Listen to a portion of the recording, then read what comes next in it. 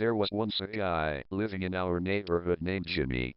He got picked on a lot for being a confident and funny guy. His mouth tended to get him into a lot of trouble and he seldom learned his lesson. He was just very content with who he was and refused to change it. When people asked him why he let them wail on him for his blunt comedy and wisecracks, he'd smirk and say, "Honesty is the best policy, at least they're not hiding anything from me and neither am I from them." One of the kids he inadvertently pissed off with a rather crude MILF joke was something of a psychopath with a sadistic streak who didn't take kindly to the insult. So he rounded up the other guys who didn't like Jimmy and they cornered him after school in the science room. "Your mouth got you into this. I want you to remember that," Brett, the ringleader, told him as he looked into Jimmy's terrified eyes. They grabbed some formic acid stored in the lab and threw it in his face. They stood around watching him scream in agony as it ate through his flesh before sniggering and running out, pretending to be concerned and wanting help for him.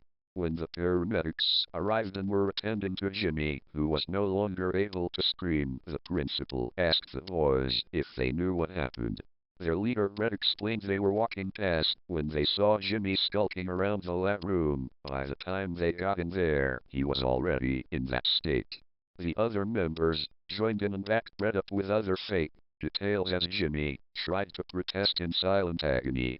The principal nodded and told them he would speak to them after he had a word with Jimmy and gotten his side of the story after he was out of the hospital. A few days passed and Jimmy was kept in ICU with bandages on his face, the doctors salvaging what little they could of his face, his vision still intact in one eye and his jaw withstanding despite the loss of flesh. He was still unable to speak and refused to respond to anyone. He just sat there, eyes unblinking and staring at the ceiling, bloodshot and filled with animosity. When he was discharged sometime later, he would not respond to anyone with anything other than the word LIARS. His social life gone, unable to smile or even crack a joke anymore, he secluded himself in his room and began planning. Sick vindictive thoughts started appearing in his mind. He would get them all one by one, decimate them, slice them, burn them.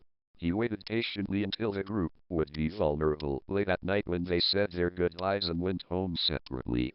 That's when he would strike. That weekend, Brett received a package in the mail. Curiously, he opened it to find a VHS tape with the words, "For you," etched crudely onto the front.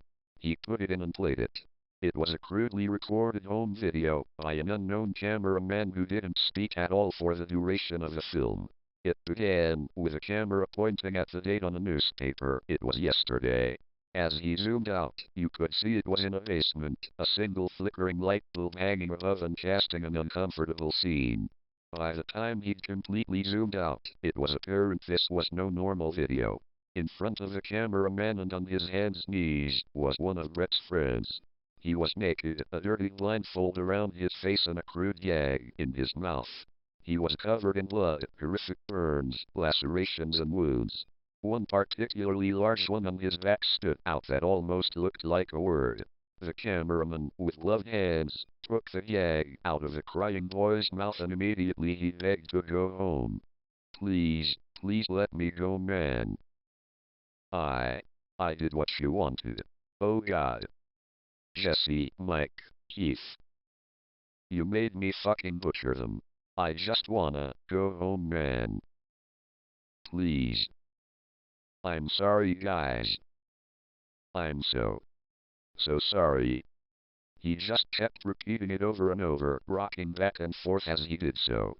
Brett's legs began to shake and he felt the bile rise in his stomach. He could see the burned, mangled bodies in the background. The bodies of his friends. All of them have markings on their body and deep, large cuts. The cameraman reached out for the boy's chin and lifted it up, encouraging him to stand. He did so obediently as he was slowly led to a door off-screen, whimpering.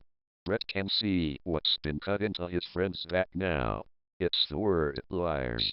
The camera cuts out temporarily. When it restarts again, they're no longer inside. They're instead out in the cold snow on the outskirts of the woods and it doesn't appear to be the original man holding the camera anymore. It's Brett's friend. He's whimpering and shivering as he holds the camera in one place for 30 seconds, pointing at some trees in the distance, hearing footsteps draw ever nearer. Where are you, man? You said I could go, man. You said I could go. The boy is screaming and crying, frightened out of his mind as the sound of crunching snow draws nearer from seemingly every angle. It stops. He turns around to see the mangled face of Jimmy, a horrifying howl blares through the speakers and the word LIARS appears before the tape abruptly stops. Brett feels faint and darts to lock the front door, knowing what was coming. As he turns to run for it, he immediately hits something and falls backwards.